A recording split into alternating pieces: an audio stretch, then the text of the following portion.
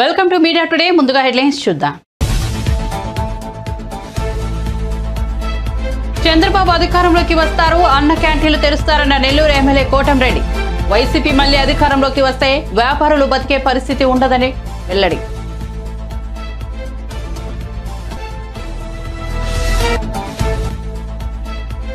అభిమాని ఇంట్లో భోజనం చేసిన కేటీఆర్. బోరబండకు చెందిన ఇబ్రహీం ఖాన్ అనే అభిమాని ఇంట్లో ఆతిథ్యాన్ని స్వీకరించిన మాజీ మంత్రి, కుటుంబ సభ్యులతో కలిసి భోజనం చేసిన బీఆర్ఎస్ వర్కింగ్ ప్రెసిడెంట్.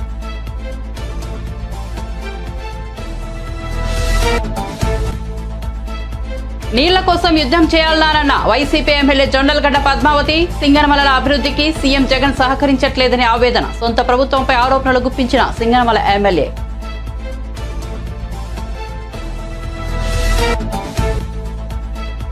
బీజేపీ నేతలు కేసీఆర్ ను కాపాడాలనుకుంటున్నారన్న జీవన్ రెడ్డి. కాళేశ్వరం ప్రాజెక్టులో అవినీతి అంటూ కాంగ్రెస్ ఆరోపణలు. న్యాయ విచారణను బీఆర్ఎస్ అడ్డుకోవాలని చూస్తోందని వెల్లడి.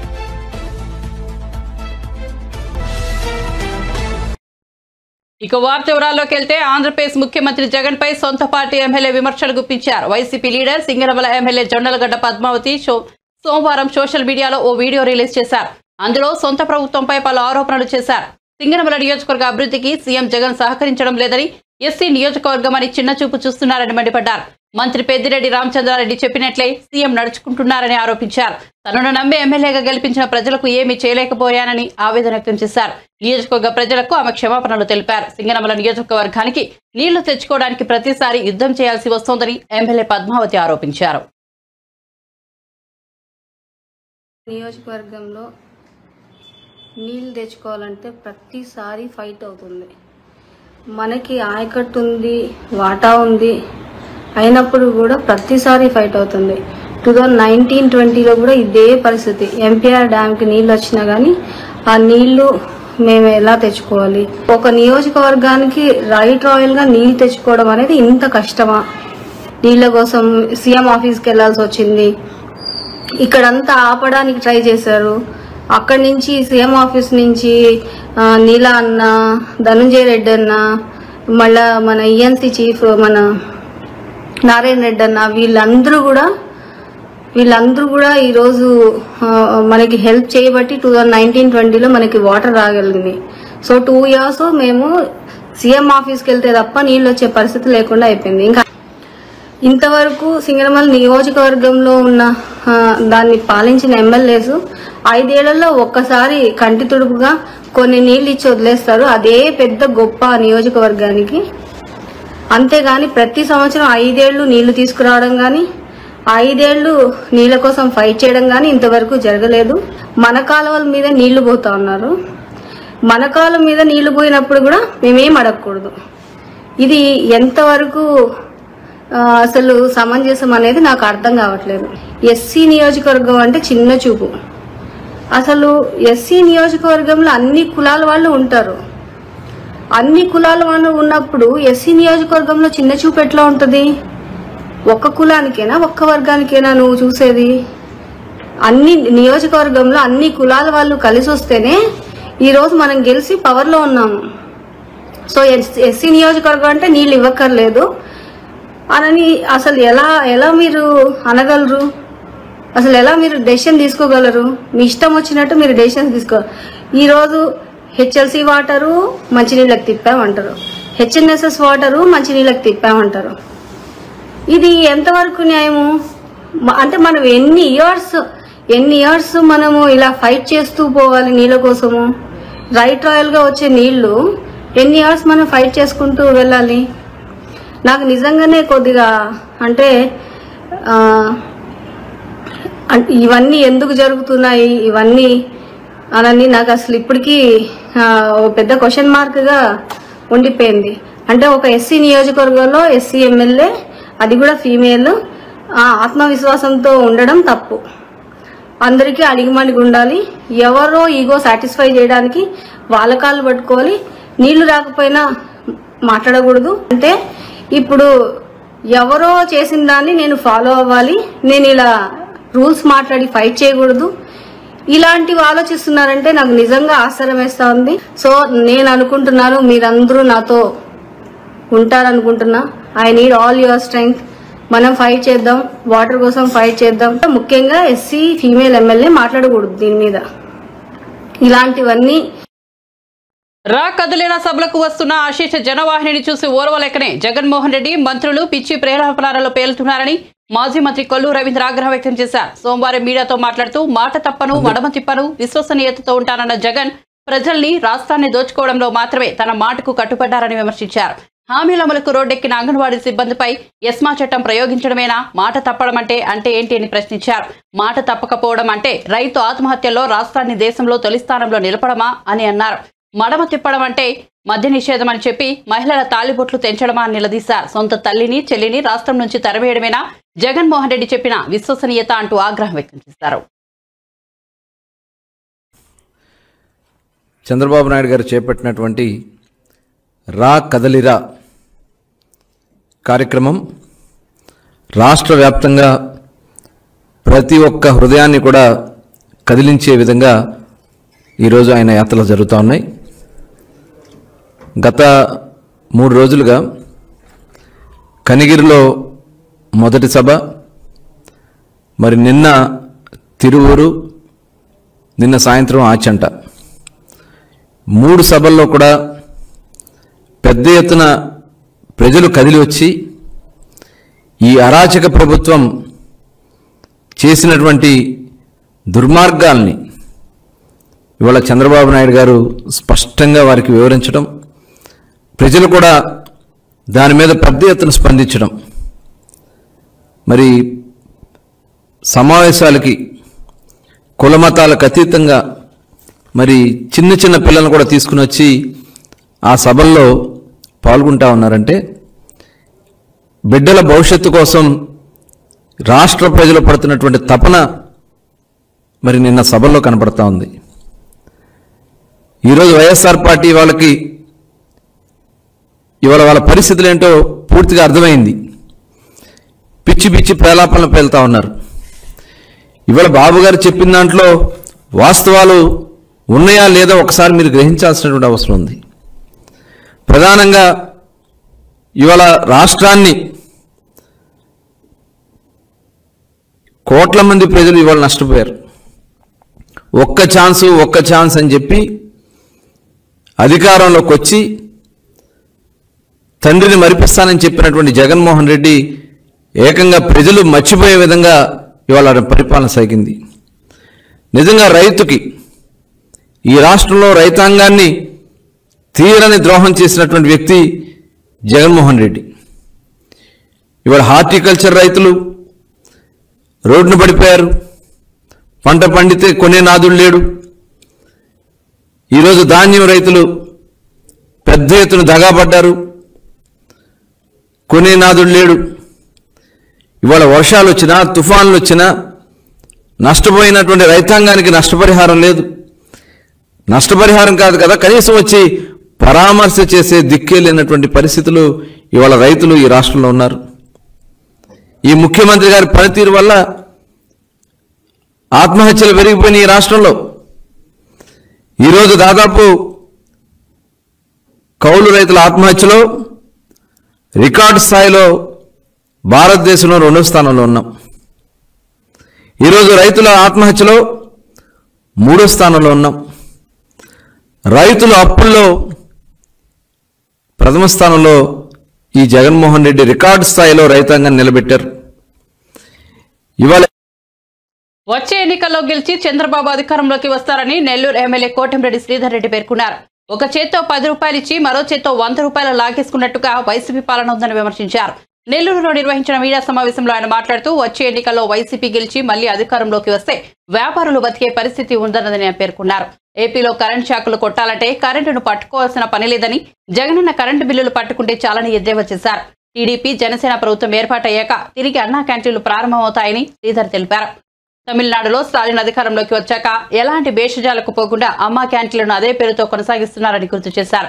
జగన్ కు అన్నా క్యాంటీన్ పేరు నచ్చకపోతే జగనన్న క్యాంటీన్ పేరుతో దాన్ని కొనసాగించాల్సిందని, కానీ ఇలా వాటిని మూసేసి పేదల కడుపు కొట్టడం సమంజసం కాదని అన్నారు. 30 ఏళ్లుగా క్వార్టర్స్ కు సరైన ధర లేక వ్యాపారులు ఇబ్బందులు పడ్డారని, ఇప్పుడు అంతర్జాతీయ మార్కెట్లో మంచి ధర పలుకుతున్న వేళ గనులను స్వాధీనం చేసుకోవడంతో వ్యాపారులు రోడ్డున పడే పరిస్థితి వచ్చిందని ఎమ్మెల్యే ఆవేదన వ్యక్తం చేశారు.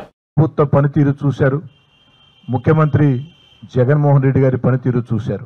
ముఖ్యంగా సామాన్య కుటుంబాలు, పేద కుటుంబాలు, మధ్యతరగతి కుటుంబాలు, యువత అందరూ చెప్పే మాట ఒకే ఒక మాట, కుడి చేత్తో 10 రూపాయలు ఇచ్చి ఎడమ చేత్తో 100 రూపాయలు లాక్కునే ప్రభుత్వాన్ని. కూరగాయల ధరలు పెరిగాయి, నిత్యావసర వస్తువుల ధరలు పెరిగాయి, కరెంటు ఛార్జీలు అయితే మామూలుగా కరెంటు తీగలు పట్టుకుంటే షాక్ కొడతాయి. ఆంధ్ర రాష్ట్రంలో కరెంటు షాక్ కొట్టాలంటే తీగలు పట్టుకోబడలేదు. నెల నెల జగనన్న మనకిచ్చే కరెంటు బిల్లులు పట్టుకుంటే చేతులు షాకు, గుండె దడ అనే పరిస్థితి. ఇసుక ధర తీవ్రంగా పెరిగిపోయింది. ఆనాడు తెలుగుదేశం హయాంలో ఉచితంగా ఇసుక ఇచ్చిన పరిస్థితి. ఈనాడు ఆ యొక్క ఎస్సీ, ఎస్టీ, బీసీ, మైనార్టీ కార్పొరేషన్లో ఎలాంటి రుణాలు వ్యాపారాలకి మంజూరు కాని పరిస్థితిని కూడా ప్రజలు మొత్తం కూడా గుర్తుకు తెస్తూ ఉన్నారు. అయ్యా, పేదవాడి ఆకలిని తీర్చే అన్నా క్యాంటీన్లు మూసివేయటం ఎంతవరకు సమంజసం? పక్కనుండే తమిళనాడు రాష్ట్రంలో జయలలిత అమ్మ క్యాంటీన్ పెడితే స్టాలిన్ గారు ముఖ్యమంత్రి అయిన తర్వాత జయలలిత గారు పెట్టారు కదా అని ఏమాత్రం భేషజాలకు పోకుండా అమ్మ క్యాంటీన్ అనేది పేదవాడి ఆకలిని తీర్చే క్యాంటీన్ ఖచ్చితంగా ఉండాలని అమ్మ పేరుతోనే, అమ్మ క్యాంటీన్ పేరుతోనే ఆ యొక్క నిర్వహిస్తూ ఉన్నారు. ఆంధ్ర రాష్ట్రంలో అన్న ఎన్టీఆర్ పేరుతో క్యాంటీన్లు పెట్టారు. ఒకవేళ ఆ పేరు జగన్ గారికి ఇష్టం లేకుంటే జగనన్న క్యాంటీన్ పెట్టి నడిపి ఉండొచ్చు కదా. అలా కాకుండా ఈ యొక్క అన్నా క్యాంటీన్లు మూసివేసి పేదవాడి కడుపు కొట్టడం ఎంతవరకు సమంజసమైన పరిస్థితి. ఈరోజు అంగన్వాడీలు కానీ, పారిశుద్ధ్య కార్మికులు కానీ మొత్తం వీధుల్లోకి వచ్చే పోరాటం చేస్తుంటే మానవతావాదంతో వాళ్ళను కూర్చోబెట్టి చర్చలు జరిపి వాళ్ళ సమస్యల పరిష్కారం చేయకుండా ఏదైతే సమగ్ర సర్వశిక్ష అభియాన్ ఉద్యోగులు కానీ ఇవన్నీ కూడా వాళ్ళు కొత్తగడిగే కోరికలు కాదు. వాళ్ళు జగన్ గారు బహిరంగంగా హామీలు ఇచ్చారో ఆ హామీలన్నీ నెరవేర్చయ్యా, నీ పదవీ కాలం కూడా పూర్తవుతుందని వీధుల్లోకి వచ్చే పోరాటం చేస్తుంటే అంగన్వాడీ కార్యకర్తల పట్ల, ఆశా వర్కర్ల పట్ల, పారిశుద్ధ్య కార్మికుల పట్ల, ఉద్యోగస్తుల పట్ల వైఎస్ఆర్ కాంగ్రెస్ పార్టీ ప్రభుత్వం, జగన్ గారి ప్రభుత్వం ఎంత దుర్మార్గంగా వ్యవహరిస్తుందో చాలా స్పష్టంగా అందరికీ అర్థమయ్యే పరిస్థితి. మనం అనుకుంటాం పాపం ప్రజలు ఏం మాట్లాడలేని, కానీ ప్రజలు బహిరంగంగా మాట్లాడకపోవచ్చు. ఎందుకంటే మాట్లాడితే కేసులు కాబట్టి, వేధింపులు కాబట్టి మాట్లాడకపోవచ్చు. కానీ మాట్లాడాల్సిన చోట వాళ్ళ ఇళ్లలో, వాళ్ళ కుటుంబాలతో, వాళ్ళ స్నేహితులతో మాట్లాడుతూ ఉంటారు. వాలంటీర్లలోనే ఇంత పెద్ద మార్పు అంటే, వాలంటీర్లలోనే తెలుగుదేశం జనసేన ప్రభుత్వం రావాలా, చంద్రబాబు గారు ముఖ్యమంత్రి కావాలా, చంద్రబాబు గారు ముఖ్యమంత్రి అయితే ప్రభుత్వ ప్రైవేట్ రంగాల్లో ఉద్యోగాలు వస్తాయి, మనందరికీ మంచి భవిష్యత్తు ఉంటుందని వాలంటీర్లే చంద్రబాబు గారి మీద అంత నమ్మకంతో మాట్లాడుతూ ఉన్నారంటే నిజంగా నాకు చాలా ఆశ్చర్యం వేసింది. రాజధాని లేని రాష్ట్రం ఆంధ్రప్రదేశ్. ఈనాడు దేశంలో ప్రతి రాష్ట్రానికి కూడా రాజధాని ఉంది. ఆంధ్రప్రదేశ్ రాజధాని లేదు. ఆంధ్రప్రదేశ్ రాజధాని ఉండాలా, అమరావతి ఏకైక రాజధానిగా అభివృద్ధి చెందాలంటే చంద్రబాబు గారి నాయకత్వాన్ని ఏ విధంగా మీరు కోరుకుంటున్నారో మీరు వీధుల్లోకి రావాల్సిన సమయం ఆసన్నమైంది. మాజీ మంత్రి బీఆర్ఎస్ వర్కింగ్ ప్రెసిడెంట్ కేటీఆర్ ఓ అభిమాని పిలుపు మేరకు అతని ఇంటికి అతిథిగా వెళ్లారు. ఆతిథ్యాన్ని స్వీకరించి అభిమాని కుటుంబ సభ్యులతో కలిసి భోజనం చేశారు. ఆసక్తికరమైన ఈ సన్నివేశం ఆదివారం చోటు చేసుకుంది. హైదరాబాద్ నగరంలోని బోరబండ బంజానగర్ కు చెందిన అబ్రహీం ఖాన్ ఇంటికి కేటీఆర్ వెళ్లారు. న్యూ ఇయర్ సందర్భంగా జనవరి 2న ఎక్స్ లో కేటీఆర్ కు శుభాకాంక్షలు తెలిపిన ఇబ్రహీం ఖాన్ తన ఇంటికి విచ్చేసి ఆతిథ్యం స్వీకరించాలని కోరారు. దీంతో కేటీఆర్ అతని ఇంటికి వెళ్లి ఆశ్చర్యపరిచారు. అభిమాని ఇంటికి ఆతిథ్యానికి వెళ్లడంపై కేటీఆర్ స్పందించారు. ప్రభుత్వంలో ఉన్నప్పుడు అందించిన సేవలను గుర్తిస్తూ ఓ సాధారణ వ్యక్తి తన ఇంటికి ఆహ్వానించడం చాలా ఆనందం కలిగించిందని అన్నారు. ఇలాంటి సందర్భాలు ప్రజా జీవితంలో మరింత నిబద్ధతతో పనిచేయడానికి ప్రేరణగా నిలుస్తాయని వ్యాఖ్యానించారు. ఎక్స్ వేదికగా ఆయన స్పందిస్తూ ఇబ్రహీం ఖాన్ బాయ్కి ఇచ్చిన మాట నిలబెట్టుకున్నందుకు సంతోషంగా ఉంది. బోరవండలోనే ఆయన ఇంటికి వెళ్లాను. ఆప్యాయతో రుచికరమైన బిర్యానీ, షీర్ కుర్మా అందించిన అతడి కుటుంబాన్ని కలిశాను. ఆహారం, ఆతిథ్యం నచ్చాయి. వినికిడి సమస్యలతో బాధపడుతున్న ఇబ్రహీం ఖాన్ సోదరి పిల్లలకు సహాయం చేస్తానని మాటిచ్చానని తెలిపారు. కేటీఆర్ తన ఇంటికి రావడంపై ఇబ్రహీం ఖాన్ స్పందిస్తూ దివ్యాంగులైన తమ పిల్లలకు ఆసరా పింఛను ఇప్పించాలని గతంలో ఎక్స్ వేదికగా కోరగా కేటీఆర్ కార్యాలయం తక్షణమే స్పందించిందని తెలిపారు. పిల్లల చికిత్సకు అవసరమైన సాయం చేసినందుకు కేటీఆర్ భరోసా ఇచ్చారని గుర్తు చేశారు. ఇదిలేమండగా కేటీఆర్ వెంట జూబ్లీహిల్స్ ఎమ్మెల్యే మాగంటి గోపినాథ్తో పాటు పలువురు బీఆర్ఎస్ నాయకులు ఉన్నారు.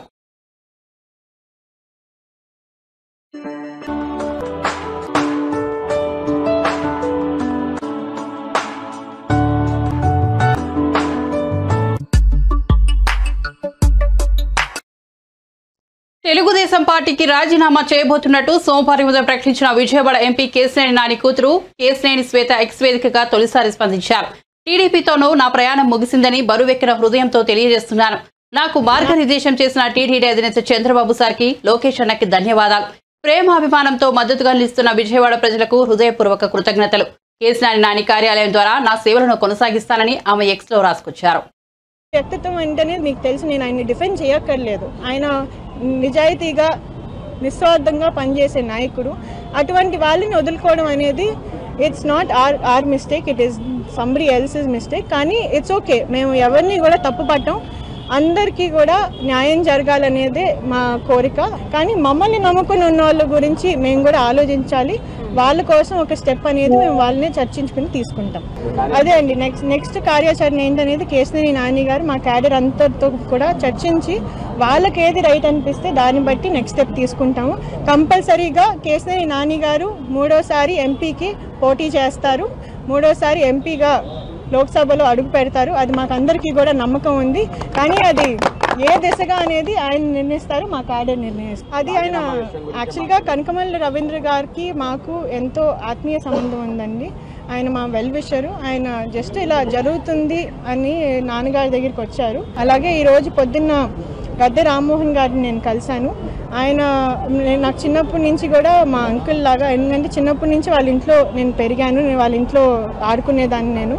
సో ఆయన నేను ఫస్ట్ పాలిటిక్స్లోకి వచ్చినప్పటి నుండి నన్ను మంచిగా సపోర్ట్ చేస్తున్నారు, మంచిగా ముందుకు తీసుకెళ్తూ ఉన్నారు. మా ఎమ్మెల్యే రోజుగా కార్పొరేటర్గా నేను పనిచేశాను. అందుకని ఈరోజు పొద్దున్న ఆయనకు కూడా వెళ్ళి నా నిర్ణయాన్ని నేను వ్యక్తం చేశాను. ఆ తర్వాతే ఇక్కడికి వచ్చి రాజీనామా చేశాను. నానిగారి వ్యక్తిత్వం అంటేనే మీకు తెలుసు, నేను ఆయన్ని డిఫెండ్ చేయక్కర్లేదు. జగన్ సర్కార్ ఏపీని ఉద్యమాంధ్రగా మార్చేశారని టీడీపీ నేతలు చెప్పారు. గత కొన్ని రోజులుగా కార్మికులు ఆందోళన చేపడుతుంటే ప్రభుత్వం వారి సమస్యలను పరిష్కరించడంపై నిరాకరించడంపై టీడీపీ నేతలు మండిపడ్డారు. పైగా కార్మికులకు వేతనాలు పెంచడానికి డబ్బులు లేవంటూ ప్రభుత్వం చెప్పడం దారుణమన్నారు. విశాఖలో విలాసవంతమైన సీఎం క్యాంప్ కార్యాలయం నిర్మించుకోవడానికి ముఖ్యమంత్రి జగన్మోహన్ రెడ్డికి డబ్బులు ఎక్కడి నుంచి వచ్చాయని ప్రశ్నించారు. కార్మికులు చాలీ వేతనాలతో కుటుంబాన్ని ఎలా పోషిస్తారని మండిపడ్డారు. ఈ క్రమంలో సమాన పనికి సమాన వేతనం అమలు చేయాలని డిమాండ్ చేశారు. జగన్ ప్యాలెస్ల ప్రకటనలకు చేసే దుబారా ఖర్చంత చెయ్యదు. ఆందోళన చేస్తున్న వివిధ వర్గాల డిమాండ్ల విలువ అని టీడీపీ నేత కొమ్మారెడ్డి పట్టాభిరాం పేర్కొన్నారు. రాష్ట్రాన్ని పట్టి పీడిస్తున్నటువంటి సైకో జగన్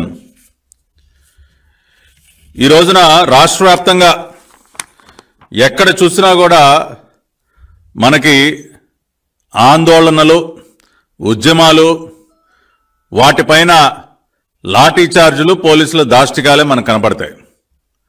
వివిధ వర్గాల వారు, అది అంగన్వాడీ వర్కర్స్ కానివ్వండి, మున్సిపల్ శానిటేషన్ వర్కర్స్ కానివ్వండి, సర్వశిక్ష అభియాన్ ఎంప్లాయీస్ కానివ్వండి, ఇట్లా మీరు అనేక వర్గాల వారు ఈ రోజున, లేదంటే ఇప్పుడు 104, 108 అంబులెన్సులు నిర్వహించినటువంటి సిబ్బంది కానివ్వండి, ఎటువైపు చూసినా కూడా దగా పడినటువంటి పరిస్థితుల్లో ఈ రాష్ట్ర ముఖ్యమంత్రి జగన్ రెడ్డి చేతిలో మోసపోయినటువంటి పరిస్థితుల్లో వారందరూ కూడా రోడ్లపైకి వచ్చి ఆందోళన చేస్తున్నారు.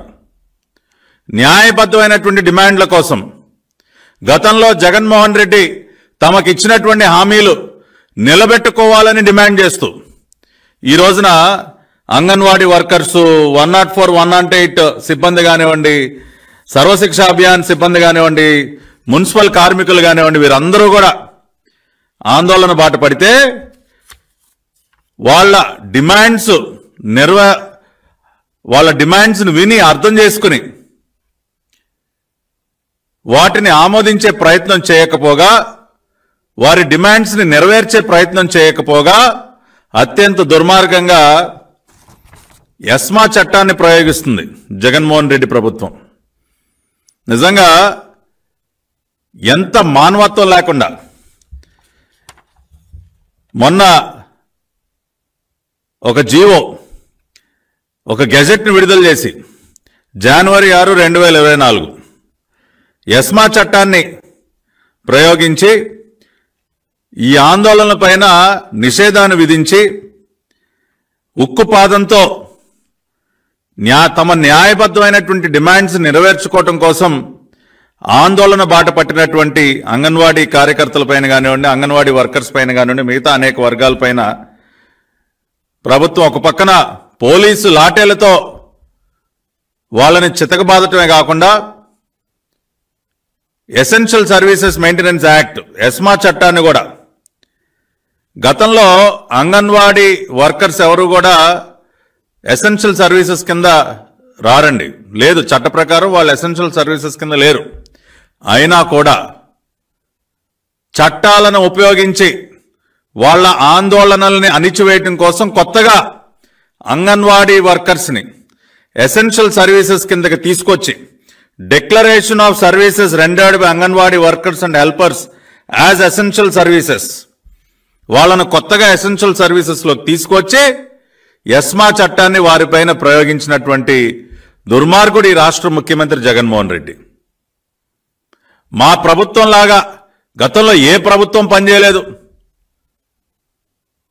మా ప్రభుత్వం ప్రజల బాగోగులు చూసుకున్నట్టు మరి ఏ ఇతర ప్రభుత్వం కూడా ప్రజాక్షేమాన్ని పట్టించుకోలేదని చెప్పి మాయమాటలు, అత్యంత అమాయకంగా మాట్లాడేటటువంటి రాష్ట్ర ముఖ్యమంత్రిని అడుగుతున్నాం, ఇదేనా మీ ప్రభుత్వానికి ఉన్నటువంటి మానవత్వం?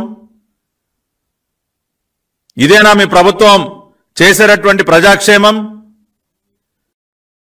గతంలో సిబిఐ జేడీగా వ్యవహరించిన వివి లక్ష్మీనారాయణ స్వచ్ఛంద పదవి విరమణ తర్వాత రాజకీయాల్లోకి రావడం తెలిసిందే. తొలుత జనసేనలో చేరి ఆపై బయటకు వచ్చి ఇటీవల జై భారత్ నేషనల్ పార్టీ పేరిట సొంత పార్టీ పెట్టుకున్నారు. ఎన్నికల్లో ఆయన మరోసారి విశాఖ లోక్సభ స్థానం నుంచి బరిలో దిగే అవకాశాలున్నాయి. లక్ష్మీనారాయణ గత కొంతకాలంగా విశాఖ స్టీల్ ప్లాంట్ అంశంలో గలం వినిపిస్తున్నారు. తాజాగా ఏపీలో సమ్మె చేస్తున్న అంగన్వాడీలకు మద్దతు పలికారు.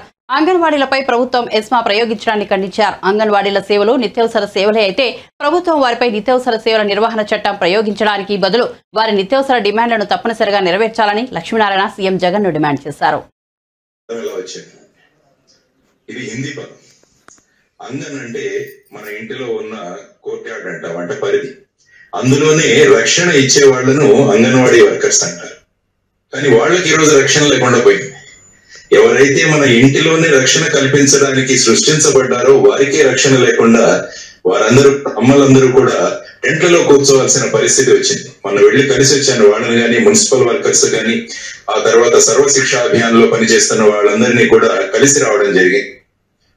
అందువల్ల వీళ్ళందరూ కూడా అత్యవసర సేవలు అని చెప్పి ప్రభుత్వం 6వ తారీఖున అంగన్వాడీ వాళ్ళని ఎస్మా చట్టంలో చేర్చి, అంటే ప్రభుత్వానికి వీళ్ళు అత్యవసర సేవల్లో ఉన్నవాళ్ళు అని తెలిసినప్పుడు వాళ్ళ డిమాండ్లను కూడా అత్యవసరంగా తీర్చాల్సిన బాధ్యత ప్రభుత్వం మీద ఉందని నేను చెబుతున్నాను. అత్యవసర సేవల లిస్ట్ లో చేర్చడం కాదు, వాళ్ళ డిమాండ్లను మీరు అత్యవసరంగా తీర్చండి అన్నది ప్రభుత్వానికి జై భారత్ నేషనల్ పార్టీ చేస్తున్న ఒక డిమాండ్. కాబట్టి ప్రభుత్వం ఎప్పుడైనా మేలుకోవాలి. వాళ్ళు ఏం చేస్తున్నారు? మన విద్యా చట్టంలోనూ మన ఫుడ్ సెక్యూరిటీ చట్టంలోనూ ఉన్న నియమాలను అమలు చేస్తున్నారు వాళ్ళందరూ కూడా. ఆ పిల్లలు ఏమైపోతున్నారు అన్నది చాలా మన అందరికీ ఆందోళన కలిగిస్తుంది. ఎందుకంటే మన ఇద్దరు పిల్లలను చూసుకోవడానికే మనం ఇంత కష్టపడుతున్నప్పుడు ఈ అమ్మలు అక్కడ వదిలేసి ఇక్కడ టెంట్ లో కూర్చుంటే ఆ పిల్లలు అనాథలుగా తయారవుతున్నారన్నది ప్రభుత్వానికి తెలియజేయాలి ఈ రౌండ్ టేబుల్ సమావేశం ద్వారా అని నేను మీ అందరికీ తెలియజేస్తున్నాను. ఖచ్చితంగా ప్రభుత్వం మేల్కొనాలి. సుప్రీంకోర్టు చెప్పింది, ఇందాకే పెద్దలు చెప్పారు, సుప్రీంకోర్టు సురయ్య జడ్జిమెంట్ లో ఖచ్చితంగా చెప్పింది, వీళ్ళు స్టాచ్యూటరీ అంటే రాజ్యాంగంలో చట్టాల్లో ఉన్న విషయాలను వీళ్ళు అమలు చేస్తున్నారు కాబట్టి వీళ్ళకు గ్రాట్యుటీ కూడా వర్తిస్తుంది. మినిమం 21,000 రూపాయలు, హెల్పర్ కు 10,000 రూపాయలు ఇవ్వాలి మినిమం అని చెప్పారు. ఇది కూడా చట్టంలో ఉన్న విషయమే. ఇప్పుడేమంటారు, మీరు కంటెంప్ట్ ఆఫ్ కోర్ట్ వేసుకోమంటారు. ఇదే ప్రభుత్వం అంటే ప్రభుత్వాలు నిర్ణయాలు అమలు చేయడానికి ఉన్నాయి కానీ కంటెంప్ట్ల కోసం కాదు. కాబట్టి ఆ విధంగా ఈ రౌండ్ టేబుల్ సమావేశం ద్వారా ప్రభుత్వానికి హెచ్చరిస్తున్నాం, మీరు గనక మేల్కొనకుండా ఈ అమ్మలను ఇలాగే రోడ్ల మీద ఈడ్చారంటే ఖచ్చితంగా అన్ని పార్టీలు కలిసి మీకు సరి అయిన బుద్ధి చెబుతామని ఈ రోజు అన్ని పార్టీల తరఫున మేము ఇక్కడ చెప్పబోతున్నాం, ప్రభుత్వానికి తెలియజేయబోతున్నాం. ఇది ప్రభుత్వం నేర్చుకోవాల్సిన అంశం. అందువల్ల ఈ ఎస్మా చట్టం ప్రయోగం ఏదో గొప్ప విషయం అని అనుకుంటున్నారు. ఎందుకంటే మేము కూడా సర్వీసులో ఉన్నప్పుడు ప్రభుత్వం ఇలాంటి అడుగులు ఏవైనా వేస్తే వాళ్ళకి వెళ్ళి వార్నింగ్ ఇచ్చేవాళ్ళం ప్రభుత్వానికి. ఇది సబబు కాదు, మీరు ఇలా చేయడం తప్పు, వాళ్ళ సమస్యలు ఏవైతే ఉన్నాయో వాటిని పూరించడానికే ప్రభుత్వాలు వచ్చాయి తప్ప మన దగ్గర బల ప్రయోగానికి చేయడం కాదు అన్నది స్పష్టంగా చెప్పే దమ్ము ధైర్యం అలాంటి వాళ్ళకు ఉండింది. కానీ ఇప్పుడు అధికారులకు కూడా అదే చెబుతున్నారు, వెళ్ళి ముఖ్యమంత్రికి చెప్పండి, ఇది మీరు చేస్తున్న విధానం ఇది తప్పు అని చెప్పాల్సిన బాధ్యత కూడా అధికారుల మీద ఉంది అని తెలియజేస్తున్నాను. గ్రౌండ్ లెవెల్ సిచ్యువేషన్ ని ప్రభుత్వానికి ఇవ్వాల్సిన బాధ్యత కూడా అధికారుల కింది. అది మరచిపోయి ప్రభుత్వం ఏమి చెబితే అది చేయడం ఉద్యోగుల యొక్క డ్యూటీ కాదు అని వాళ్ళకు కూడా ఈ రౌండ్ టేబుల్ సమావేశం ద్వారా మనం అంతా కూడా హెచ్చరించాలి వాళ్ళని. కాళేశ్వరం ప్రాజెక్టు అంశంపై కాంగ్రెస్ ఎమ్మెల్సీ జీవన్ రెడ్డి స్పందించారు. కాళేశ్వరం ప్రాజెక్టుపై న్యాయ విచారణను అడ్డుకోవాలంటూ బీఆర్ఎస్ పార్టీ తన మిత్రపక్షమైన బీజేపీని కోరిందని, బీజేపీ నేతల మాటలు చూస్తుంటే కేసీఆర్ ను కాపాడాలన్న తాపత్రయం కనిపిస్తోందని జీవన్ రెడ్డి విమర్శించారు. హైదరాబాద్ లోని గాంధీ భవన్ లో ఆయన మీడియాతో మాట్లాడుతూ కాళేశ్వరం ప్రాజెక్టులో అవినీతిపై పారదర్శకత కోసమే తమ ప్రభుత్వం విచారణ జరిపిస్తోందని స్పష్టం చేశారు. అవసరమైతే ఉన్నాయని తెలిపారు. కానీ బీఆర్ఎస్ పార్టీ న్యాయ విచారణకు అడ్డు తగిలే ప్రయత్నాలు చేస్తోందని జీవన్ రెడ్డి ఆరోపించారు. అటువంటి ఒక భావన ఎవరు వ్యక్తం చేయలేదు. మీకు దయచేసి మేము అడుగుతున్నాను, ఎక్కడన్నా ముఖ్యమంత్రి గారు అన్నారా జిల్లాలు తగ్గిస్తా అని? ముఖ్యమంత్రి గారు ఏదైతుందో జిల్లాల కూర్పును సమీక్షిస్తానడు అని ఉంటాడు. నేను పత్రికలో గమనించిన ఏమంటే కొన్ని ఏదైతుందో how can it be vindictive politics. ఒక్కడు బాబు, నేను సాంకేతికంగా మేము బాధ్యులే. క్లోరినేషన్ 20 కిలోమీటర్ల ఎందుకు కావాలి? మాకు నీళ్లు దొరకాయా? నిచ్చిన ఎక్కి ట్యాంక్కి ఎక్కిదాలు పోయాలి. ఎక్కడ పోతున్నారా మీ అనుభవం? దయచేసి I request the media friends కూడా చెప్పండి. పొరపాటు చేసిన అంటున్నాను నేను, పొరపాటు చేస్తున్నా అంటున్నా. Thank you.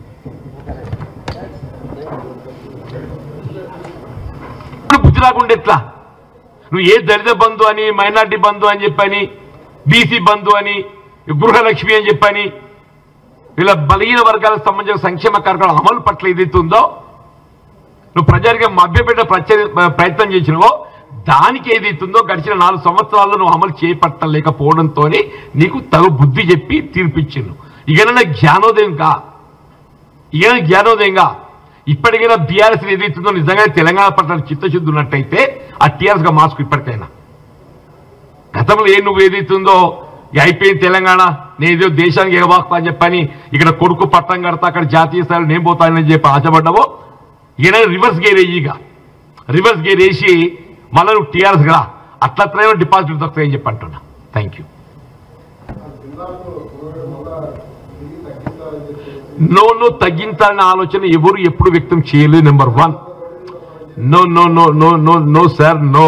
దయచేసి ఇవాళ జిల్లాల కూర్పులు ఏదైతుందో కొన్ని జిల్లాలలో ఇవాళ కొన్ని ప్రాంతాల కలయిక విడదీయటం అనేది అక్కడ సహేతుకంగా లేదు. వాటిని సరిచేయాలని ఒక భావన, జిల్లాను తగ్గించాలి లేకుంటే ఏదైతుందో కుదించాలి అంటున్న ఒక భావన ఇక్కడ వ్యక్తం చేయబట్టం లేదు. కేవలం టీఆర్ఎస్ ఏదైతుందో ఒక విధమైనటువంటి అనుమానాలు రేకెత్తింప చేయటానికి ప్రయత్నం చేస్తుంది. అటువంటి ఒక భావన ఎవరు వ్యక్తం చేయలేదు. మీకు దయచేసి మేము అడుగుతున్నాను, ఎక్కడన్నా ముఖ్యమంత్రి గారు అన్నారా జిల్లాలు తగ్గిస్తా అని? ముఖ్యమంత్రి గారు ఏదైతుందో జిల్లాల కూర్పును సమీక్షిస్తానడు అని ఉంటాడు. నేను పత్రికలో గమనించిన అది కూడా ఐ డోంట్ నో వెదర్ ఆయన అన్నదాని లేదని చెప్పని. మీరే రాస్తారు ఏదో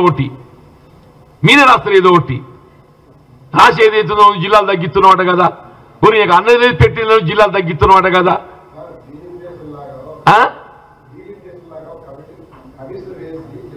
జిల్లాల దానికి దీన్ని లింక్ చేయలేమన్నా.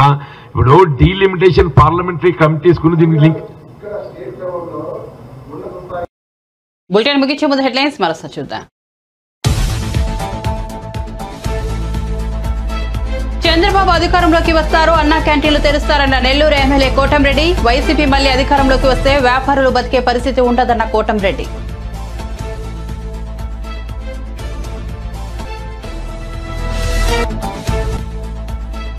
అభిమాని ఇంట్లో భోజనం చేసిన కేటీఆర్. బోరబండకు చెందిన ఇబ్రహీం ఖానే అనే అభిమాని ఇంట్లో ఆతిథ్యాన్ని స్వీకరించిన మాజీ మంత్రి, కుటుంబ సభ్యులతో కలిసి భోజనం చేసిన బీఆర్ఎస్ వర్కింగ్ ప్రెసిడెంట్.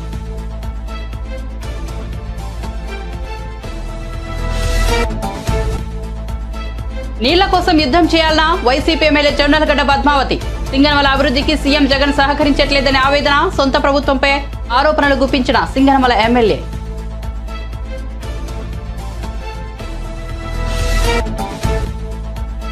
బీజేపీ నేతలు కేసీఆర్ ను కాపాడాలనుకుంటున్నారన్న జీవన్ రెడ్డి. కాళేశ్వరం ప్రాజెక్టులో అవినీతి అంటూ కాంగ్రెస్ ఆరోపణలు. న్యాయ విచారణను బీఆర్ఎస్ అడ్డుకోవాలని చూస్తోందని వెల్లడి.